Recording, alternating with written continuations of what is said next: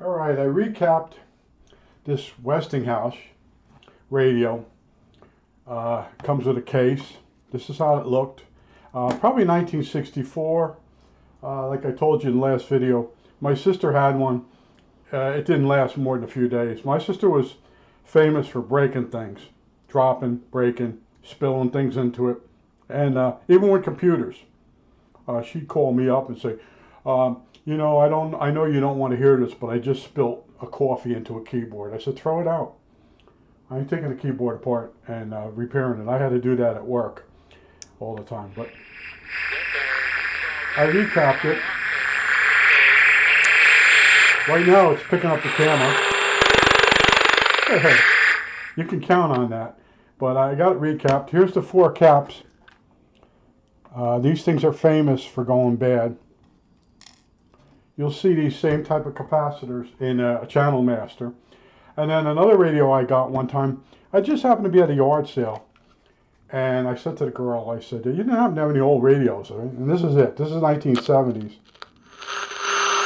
Oh, this one's picking the camera up too. That's funny.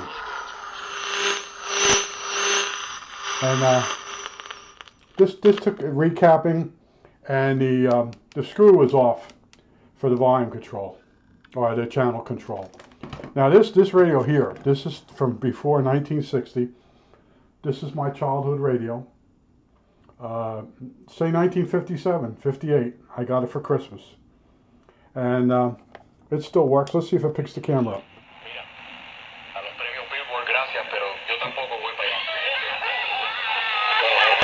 A little bit better radio, huh? Okay, so those are in my collection of AM radios. Not really. I got a whole room full. But these are my transistor handheld, small ones. I have much larger transistor radios, shortwave ones. But I wanted to discuss capacitors. And you say, well, what? The last video I told you, make sure the stripe down the side of the capacitor says minus or says plus. Make sure you know what it's saying. Now in this one here, this is very clear. Okay? It's got a minus in it. Okay, but there are capacitors that have a positive in it. There are capacitors that have a red dot. And then I showed you the tantalum. Okay? A little tiny positive up here. That means this leg is positive. And these are electrolytics. And they have to go in a certain way, or they'll explode depending on what circuit they're in. If they're across the B plus of the radio as a filtering cap, and you put them in backwards, they explode and they make quite a mess. Now, I want to discuss capacitors and voltage. I see on the conferences people get very confused. Okay, let's say it just jumped to its death. This capacitor is a 5 microfarad cap. It goes on the volume control, between the volume control wiper and the audio circuit. Okay? You can get away with a really low voltage there. Okay? Now, the other parts of the radio, if it's across the B plus, you want the voltage to be slightly higher than the B plus. Now, in this case, these capacitors are 10 volt.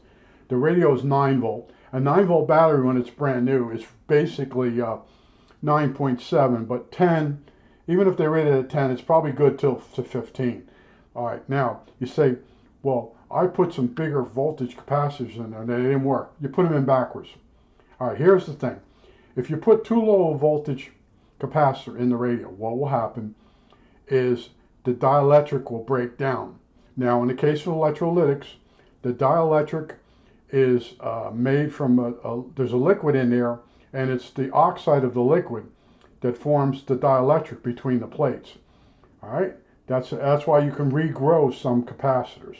Okay, because the dielectric is actually a liquid. That's why when these dry out, these are continuously wound two plates, and they shrink together. The capacitance goes up according to the capacitance meter, but it really doesn't go up. Okay, it doesn't work right in the radio. But so if you have a capacitor in your hand, you just took out a radio, and it says 10 volts on it. You could use a 15, You could use a 20, you could use a 50. Here's the catch. Will it fit in the radio? Okay, smaller voltage capacitors are smaller in size. So if you took a 100-volt capacitor and you were able to fit it in the radio, and the radio didn't work, there's two things. The capacitor's bad, or you have it in backwards. Or the circuit, that's not the problem of the circuit, okay? Because I read the conferences and I see people, well, I tried a higher voltage capacitor and it didn't work. Well, you put it in wrong. That wasn't the problem of the radio, or the capacitor was bad, okay? A bigger voltage capacitor, it just means it can work in a circuit that has a higher voltage. It's still the same amount of capacitance.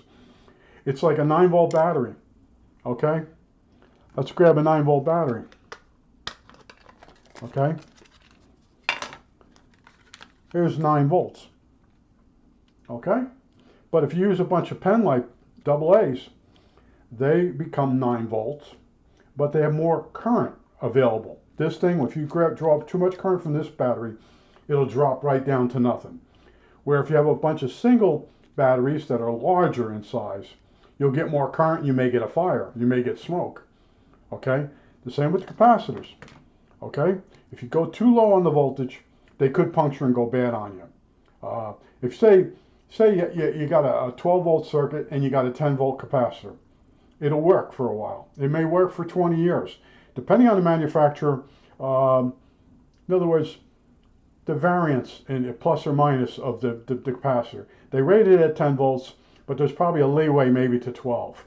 And in these transistor radios, they use the smallest capacitors they can get at the time.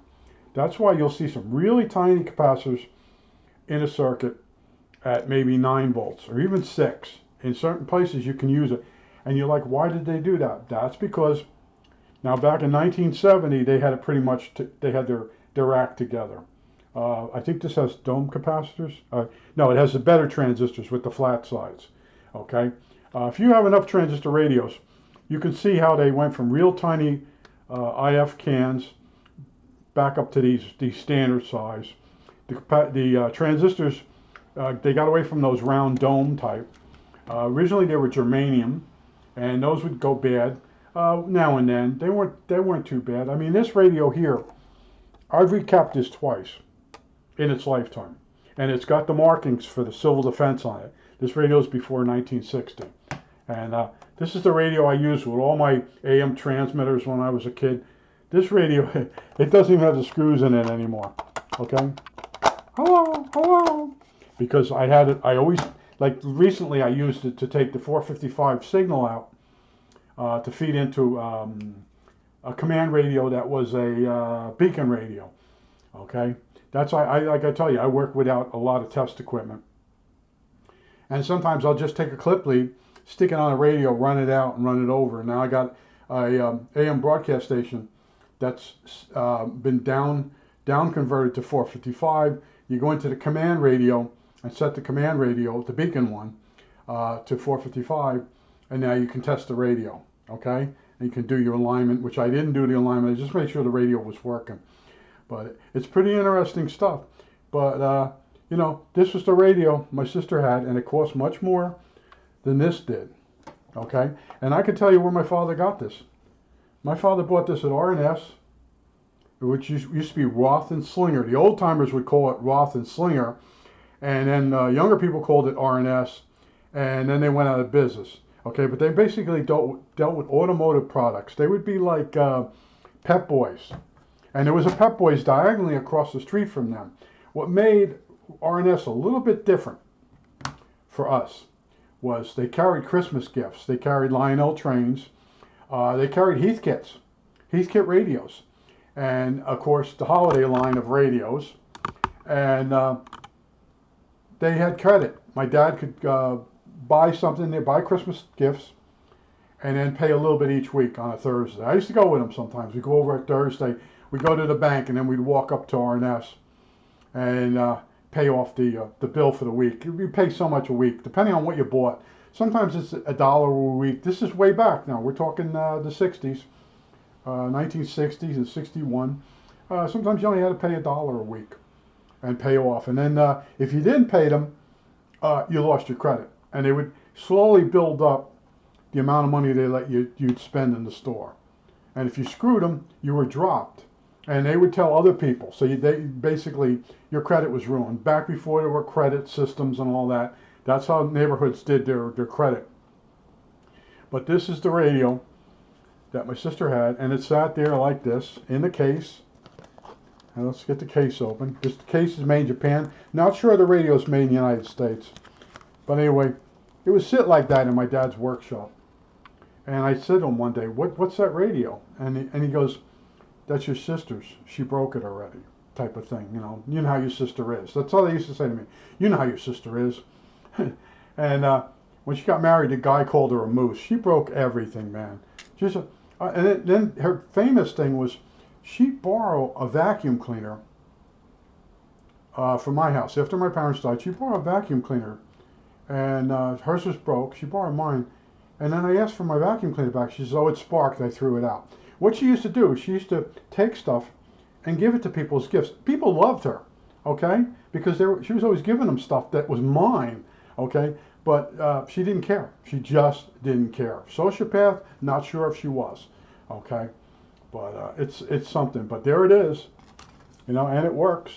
And, I want to tell you, I'm out in Lancaster, and PA, Lancaster, PA, which you might call it Lancaster, PA, but the locals call it Lancaster.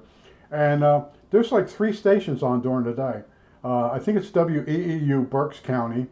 There's a Hispanic station, which is WLAN in the city, and then ESPN. I don't know where ESPN is, but during the day, you put this radio on, you get 3 stations. Now at night, you get all the New York stations and the Philly stations. The conditions are better, and they fade in and out. So you can sort of DX with this, but I want to warn you, if you get into collecting AM radios, these are cute. These are extremely cute, okay? And this Westinghouse, you should be able to get it with shipping and everything in pretty good shape. It's got a little chip out of the back. $30, shipped to your house, okay? Some people put down very rare Westinghouse, and they want $70 for it. This is not a rare radio. These are not dime a dozen because people want $30, but these are dime a dozen radios. There's so many of them that sold because Westinghouse had a good reputation.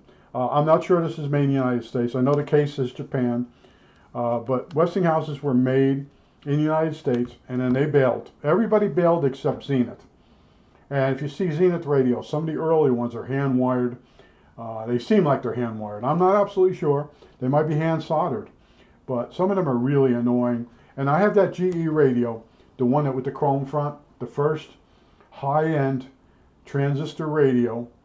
This guy wanted to prove that transistor radios could produce a really good sound and reception. And I got one of those.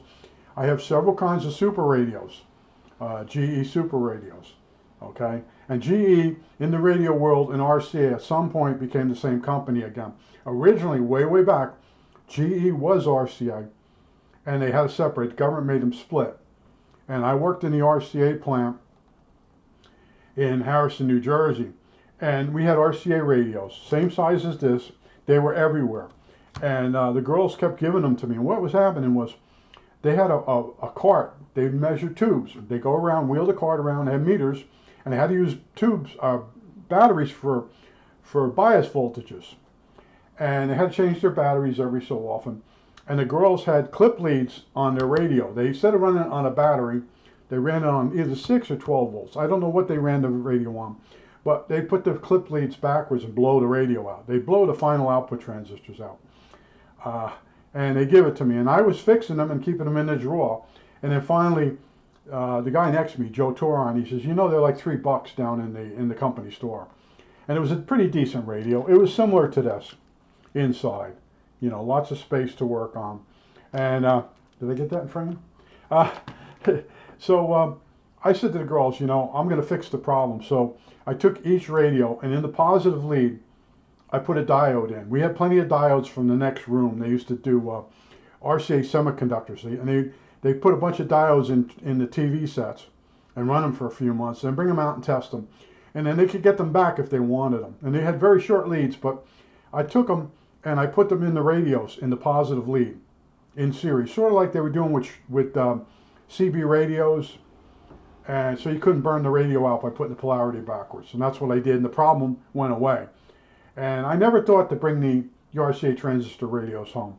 See, a radio like this, even back in the day, older people didn't like it. Now, if you were to listen to one of these, fully recapped, I have it in my hand, it's very tinny sounding. And voice, like if you put a talk radio station on, it's okay.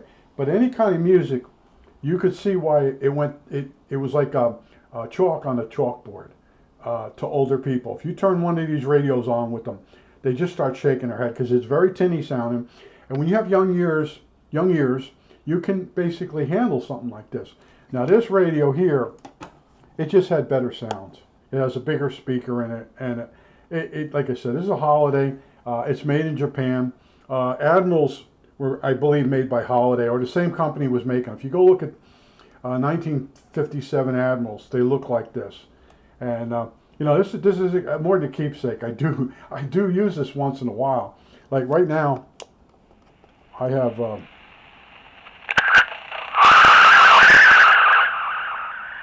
That's funny.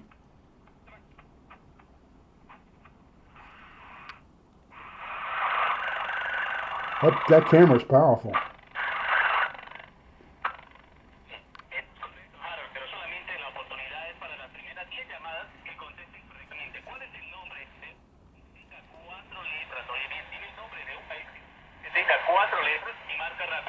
That's WLAN down in the city. But during the day, when I first moved here, I didn't know what was going on. You know, none of my radios were picking anything up. Then I got the DX390, is it? Let me look at the number. Yeah, this is the radio I use for everything. I did a video which I deleted on this radio. This radio is incredibly good. With this, you can receive stations from Philly during the day. It just has more sensitivity. It's very selective. It's a dual conversion radio. I've gotten them on eBay for 30 bucks. Not shipped, 30 bucks. And then sometimes you'll see a DX390. It'll say the display is dim. Now that's because there's a separate set of batteries for the display that people forget about. Okay, but I pushed that radio a few times on videos, and some people got like nasty comments. It's not really the best. It is the best radio for the price. When you get one used, it's in great shape, and I did get one. I use it as a test bed all the time, okay, to see if an oscillator's working, to see if it's on the right frequency. You know, there's a lot I use it for. But I just wanted to show you, I did recap it. I have another one coming. I have a Westinghouse 10 transistor coming. The 10 transistor has a little bit more amplification in the front end, so it should get a few more stations. But like I said, this sat just like this in my dad's workshop, and he was pretty disgusted over it. And then here's mine. You know, I really took care of this. And my father used to take this at night, and he'd go in and take a shower. He'd take this radio in and play music or whatever while he was taking a shower. This thing got really used, all right? And it's still alive. It still works. And right now I have rechargeable batteries in there just to test it. And they're lower voltage. If you put the real batteries in, the real AA's, it actually works a lot better. But I just wanted to show you, and I want to tell you, these capacitors, they dry out, and the windings, the plates are wound circular around each other, and there's a dielectric in between. And that dielectric dries out, the whole thing shrinks. The capacitance goes up according to a capacitance meter, but it's not really that high. Okay, so these go bad. And I know certain people say, you don't have to recap the whole radio. In this case, if you see these, they're like a grayish color, and they have a minus on the top. They're using channel masters. All four were bad. All four read higher, ridiculously higher. And I want to tell you, in some cases, yes. And be very careful. I told you on the last video, be very careful on how you take the cap out. You don't break traces. Make sure you put the new cap in the right way. Double check the stripe that it says minus. If it doesn't, if it says positive on the stripe, just turn the cap around. But you have to be sure that looking into the circuit board, you know which side's the positive, which side's the minus, and the capacitor in your hand is the right way. Okay, that's why you do one capacitor at a time. Now, I told you, you might want to check the radio before you recap it and as you're changing each capacitor. Because then, if you make a mistake, you'll know which capacitor you changed that you made a mistake. Okay, and in yesterday's video, I meant to say you get yourself a little pair of clip leads that you can quickly clip on the radio to the speaker to test. Because I told you, remove the speaker from the circuit board so it doesn't flop around and pull it out of your hands. You know, there's a method.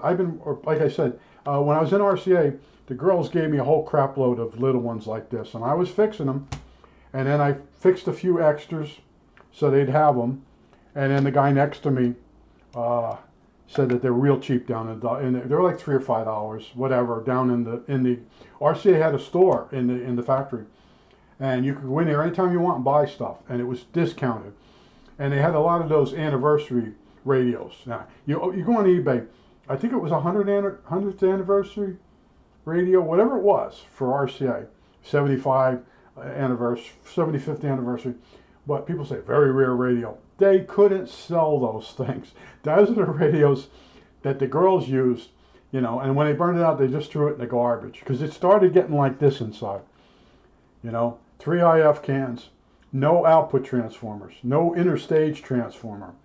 Okay, just transistors and resistors and capacitors. And this, I believe this radio's got 1, 2, 3, it also 4, 5, it's got 5 capacitors in it, okay? Because it's got to have a capacitor to couple to the speaker, because there's no transformer. I think that's it. All right, that's it.